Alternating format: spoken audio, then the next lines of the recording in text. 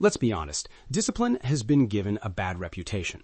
We speak about it like it's some brutal sacrifice only the elite can master. But what if it's not as difficult as we think? What if the real problem isn't discipline at all, but the way we think about it? You, me, the billionaire on Wall Street, we're more alike than we realize. We all wrestle with doubts, distractions, and that quiet voice in our head that says, maybe tomorrow. If you're here, it's because you've tried to be productive, to stay consistent, to build better habits. And yet, it slips away every time. I've been there too, frustrated, wondering why others make it look so effortless. But here's the truth. Successful people aren't superhuman. They've just learned how to do the things they don't want to do, even when no one is watching. And you have the same ability inside you. So what is discipline really? For some, it's choosing broccoli over pizza. For others, it's practicing a boring skill when they'd rather binge Netflix. For me, it's saving money when everyone else is out having fun, or going to the gym when my bed feels like paradise. Discipline is simply doing what your future self will thank you for, even when your present self doesn't feel like it. But let's be honest. As humans, we're wired to run toward pleasure and away from discomfort.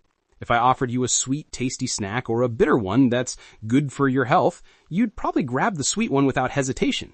Our ancestors were like that too. They picked berries because it was easier than learning how to hunt a deer. But the hunters, the ones who chose the harder path, they became stronger, more resilient, more capable. And now? We live in a world overflowing with comfort. Food arrives at your door with a tap. Entertainment scrolls endlessly on your phone. There are no lions chasing us, no winters threatening our survival. You can sit on the couch all day watching TikToks, and nothing bad happens. You don't die, but something inside you does. Purpose, drive, confidence. That's the silent problem of our time. We are living in what many call easy times, but easy times often create something dangerous. People who forget how powerful they are. That's why the first step to real discipline is a mindset shift. Understanding that discipline is not hard, it's just unfamiliar. And this idea hit me deeply when I found one of my favorite quotes by G. Michael Hopp. Hard times create strong men. Strong men create good times. Good times create weak men, and weak men create hard times. Look around. We're in those good times. Comfort is everywhere. But that just means it's our turn to become strong again. We live on a floating rock in the middle of space. Generations before us conquered empires, sailed oceans, faced wars, and we're here struggling to wake up 2 hours earlier?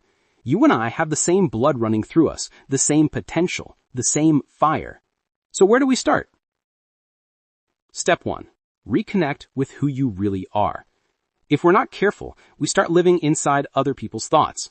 Every scroll, every video, every comment reshapes the way we think.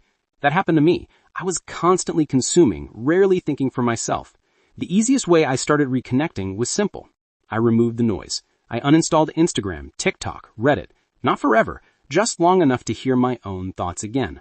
Napoleon Hill once said, "Self-discipline begins with the mastery of your thoughts. If you don't control what you think, you can't control what you do."